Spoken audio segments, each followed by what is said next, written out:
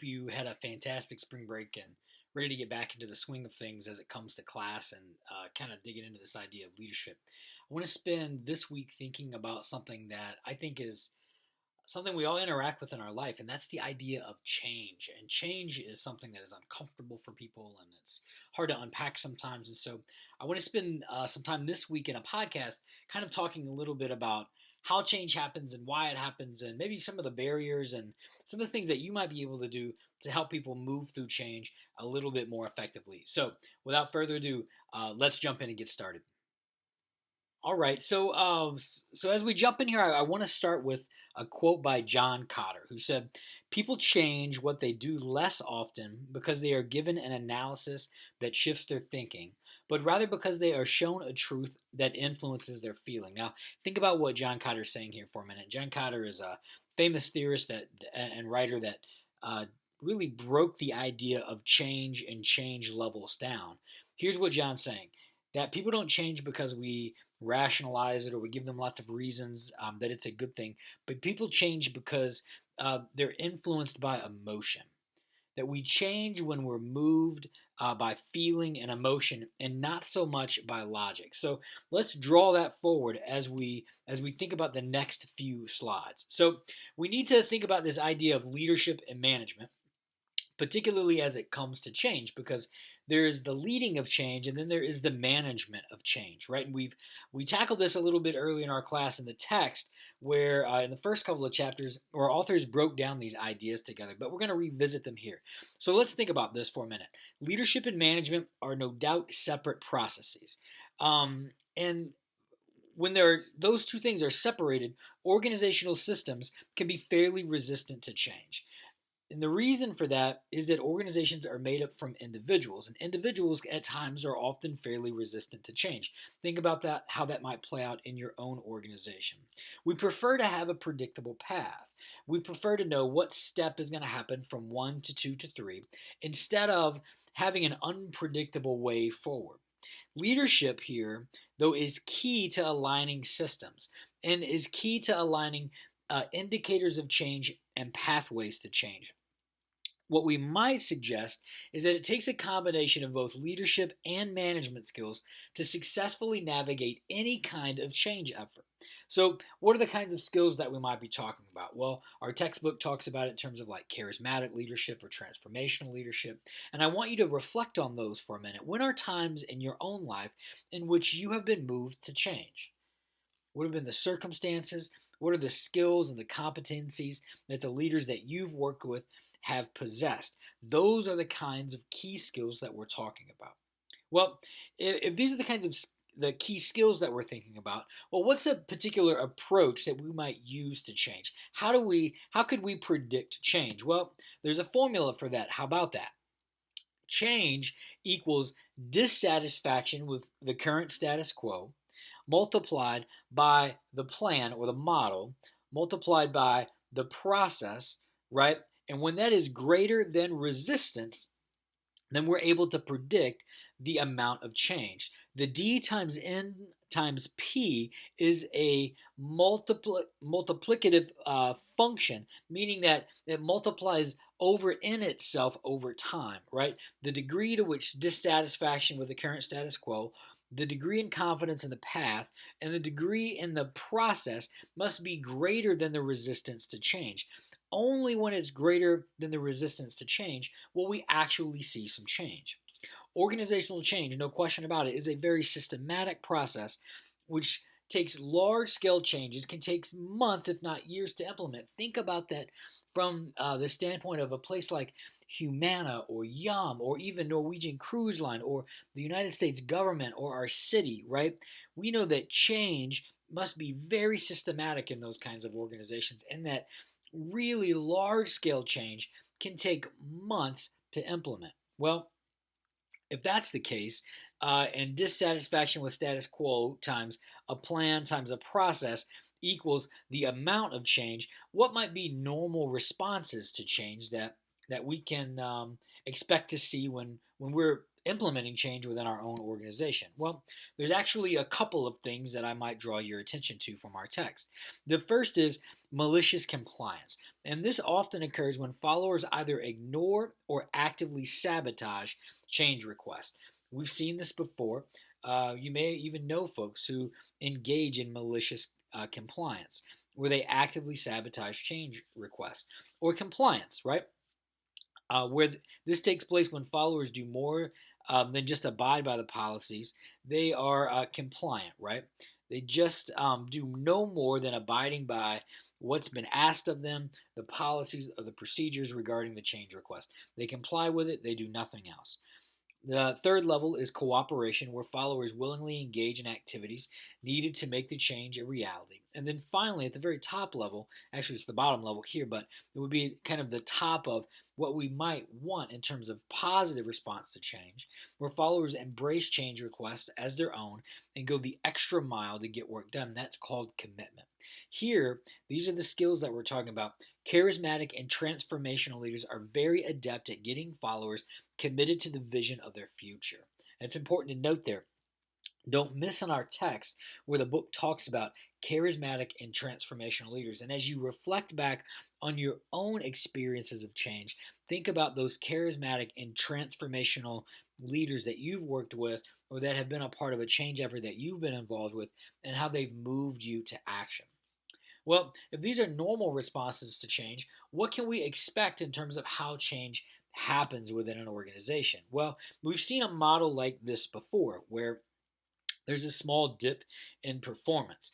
Status quo, satisfaction with the status quo, is kind of a static straight line in this particular model.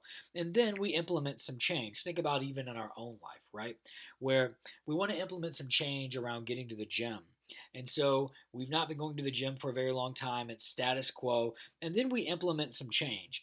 Our performance may actually drop a little bit. We aren't as strong as we once thought. We can't run as fast or whatever. And there's a gap between our expectation and our actual performance.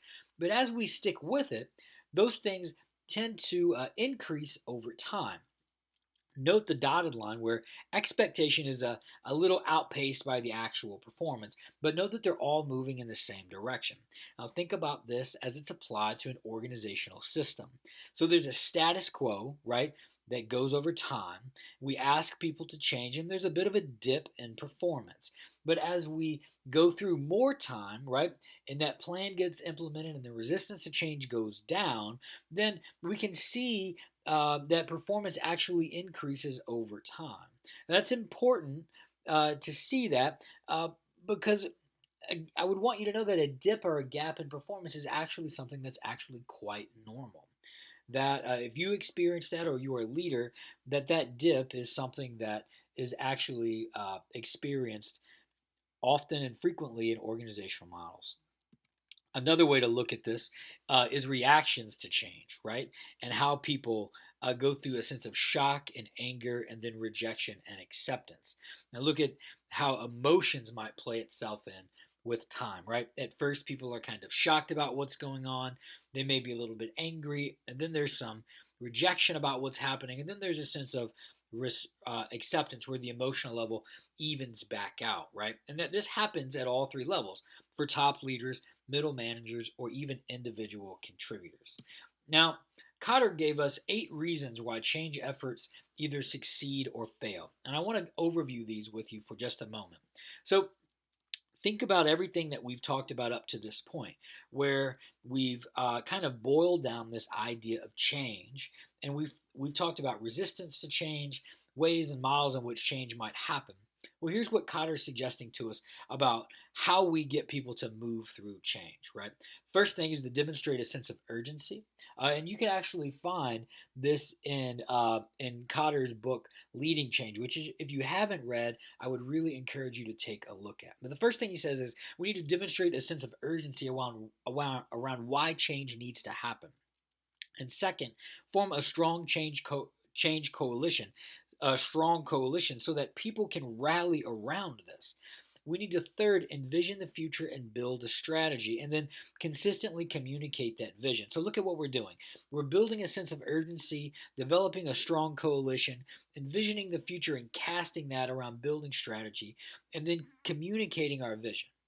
Once we do those things, we must remove the barriers and align the organization. Build on early successes. Boy, that's a key point. To build in small key wins over time. To 7, maintain or increase the pace. And 8, put systems in place to reinforce change over time. Now, why do these things fail? These things may, you'll see a bit of a parallel between the ways to succeed and the ways in which change might fail.